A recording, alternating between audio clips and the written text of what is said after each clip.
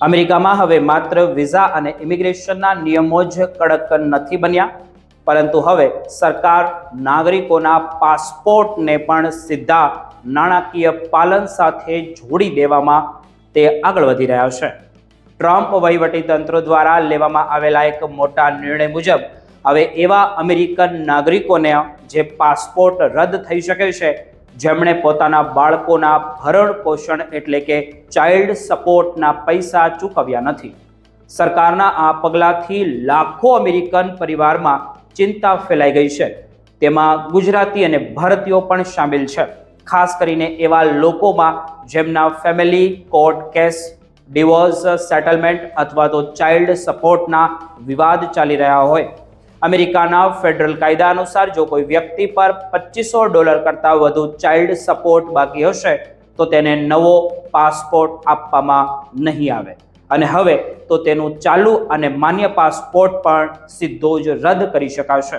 અગાઉ જોઈએ તો આ નિયમ માત્ર પાસપોર્ટ રિન્યુઅલ સુધી જ મર્યાદિત હતો, એટલે કે લોકો જૂના પાસપોર્ટ પર આંતરરાષ્ટ્રીય પ્રવાસ કરી શકતા હતા કે કરતા હતા.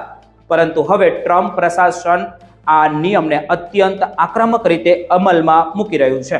માહિતી જોઈએ તો તેના અનુસાર યુએસ ડિપાર્ટમેન્ટ ઓફ સ્ટેટ અને department of health and human services મળીને દેશભરના રાજ્યોમાંથી એવા લોકોના ડેટા એકત્રિત કરી રહ્યું છે જેમણે કોર્ટ દ્વારા નક્કી કરાયેલા ચાઇલ્ડ સપોર્ટ ચૂકવ્યું જ નથી. જો કોઈ વ્યક્તિનું બાકી બિલ $2500થી વધુ હશે તો તેનું નામ સીધું સ્ટેટ ડિપાર્ટમેન્ટને મોકલવામાં આવશે અને પછી તેનો પાસપોર્ટ બ્લોક અથવા તો રદ કરવાની કાર્યવાહી આગળ ધપાવવામાં આવશે. આ નિર્ણયનો સૌથી મોટો પ્રભાવ આંતરરાષ્ટ્રીય પ્રવાસ પર પડશે. પાસપોર્ટ રદ થયા પછી વ્યક્તિ વિદેશ જઈ શકશે નહીં કે પછી ભારત આવી શકશે નહીં, તો એ જશે ક્યાં? અને જો કોઈ પહેલેથી જ અમેરિકા બહાર હશે તો તેને માત્ર અમેરિકા પરત આવવા માટે મર્યાદિત સમયનો ટ્રાવેલ ડોક્યુમેન્ટ આપવામાં આવશે, જેની પાસે સિટીઝનશીપ છે તેની વાત થઈ રહી છે. ખાસ વાત તો એ છે કે અમેરિકામાં પાસપોર્ટ માત્ર પ્રવાસ માટે નથી, પરંતુ ઓળખના પુરાવા અને નાગરિકત્વના મહત્વના દસ્તાવેજ તરીકે તેમને જોવામાં આવે છે કે તે વપરાય છે.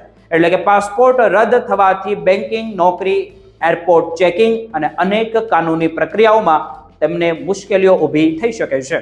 સરકાર નવા નિયમ અનુસાર જો કોઈ વ્યક્તિ પછી બાકી રકમ ચૂકવી દે તો પણ જૂનો પાસપોર્ટ ફરીથી ચાલુ નહીં થાય.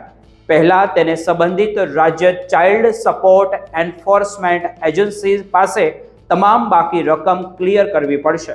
ત્યારબાદ HHS રેકોર્ડ અપડેટ કરવા પડશે અને પછી જ સ્ટેટ ડિપાર્ટમેન્ટ તેને નવા પાસપોર્ટ માટે અરજી કરવાની મંજૂરી આપશે.